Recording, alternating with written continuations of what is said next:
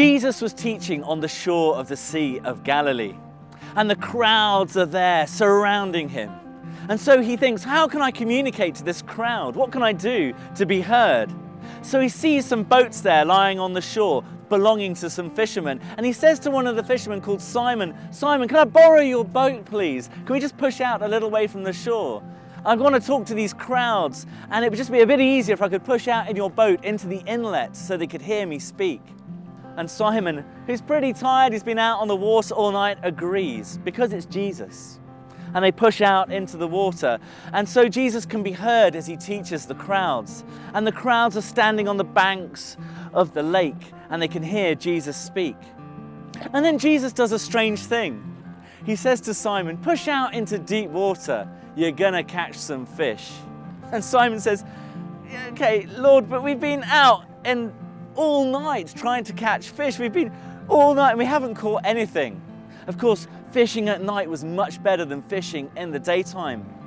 And Jesus was a builder, a carpenter, and he didn't tell fishermen how to do their job. But for whatever reason, Simon agrees, probably because of the profound teaching this Rabbi Jesus has just done from his boat.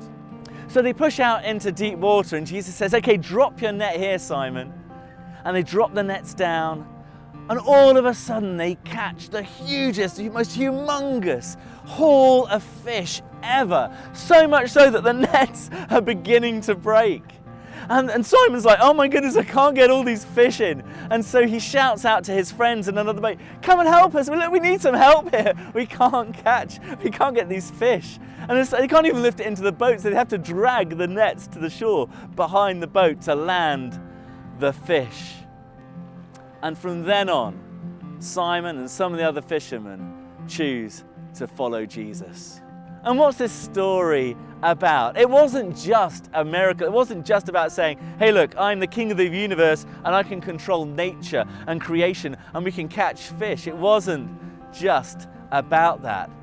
It's about superabundance. It's saying, do you know what? I've come to bring super abundant life to humanity. Enough for everyone, more than enough for everyone. This miracle is about the superabundance of God, God's graciousness, his gift, his generous nature, more than enough for everyone.